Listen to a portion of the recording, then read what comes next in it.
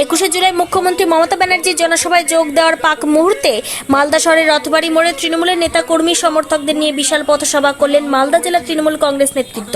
এই পথসভায় উপস্থিত ছিলেন রাজ্যের উত্তরবঙ্গ উন্নয়ন দপ্তরের রাষ্ট্রমন্ত্রী সাবিনা ইয়াসমিন, মালদা জেলা তৃণমূল কংগ্রেসের সভাপতি আব্দুর রহিম বক্সি, মালদা জেলা পরিষদের সভাধিপতি লিপিকা বর্মন ঘোষ, বিধায়ক সাবিত্রী মিত্র, ইংরেজবাজার পৌরসভার চেয়ারম্যান কৃষ্ণেন্দ্র নারায়ণ চৌধুরী, মালদা জেলা তৃণমূল কংগ্রেসের সহ সভাপতি দুলাল সরকার, শ্রমিক সংগঠনের সভাপতি শুভদীপ সান্যাল সহ একাধিক নেতৃবৃন্দ।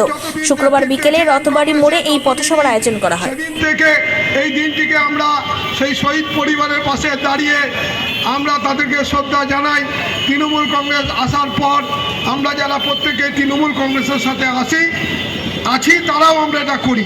তৃণমূল কংগ্রেস এবং বিজেপিকে আবার বুঝিয়ে দেবে যে এই মালদা জেলার মাটি তৃণমূলের মাটি, এই মালদা জেলার মাটি তৃণমূলের ঘাঁটি।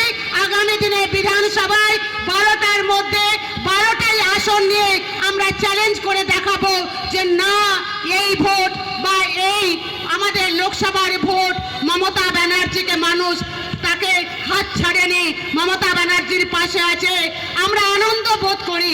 21শে জুলাই তৃণমূল কংগ্রেসের কাছে আবেগের দিন, সেটাকে সামনে রেখে আমাদের সম্মানীয় নেত্রী, প্রিয় দিদি, পশ্চিমবঙ্গের সম্মানীয় মুখ্যমন্ত্রী মমতা ব্যানার্জির নেতৃত্বে প্রতি বছরই ধর্মতলায় প্রকাশ্য সমাবেশ অনুষ্ঠিত হয়। আমরাও প্রতি বছর মালদা থেকে প্রচুর মানুষ যাই। এবারও আমরা আগামী 21শে জুলাইকে ধর্মতলার যে সমাবেশ, সেখানে যাওয়ার জন্য মালদা জেলা কমিটির পক্ষ থেকে প্রায় 15,000 মানুষ ট্রেনে, বাসে, ছোট গাড়িতে যাবার ব্যবস্থা করেছি। ট্রেন গতকাল থেকে শুরু হয়েছে মানুষ যাওয়া, আজকে প্রচুর মানুষ যাচ্ছেন এবং আগামীকালকে পশ্চিমবঙ্গ থেকে একসাথে প্রায় 60খানা বড় বাস, প্রায় 300 ছোট গাড়ি একসাথে আমরা সেখানে গিয়ে কলকাতায় পৌঁছাবো। পরশুদিনের 21শে জুলাইয়ের সেখানে অংশগ্রহণ করবো।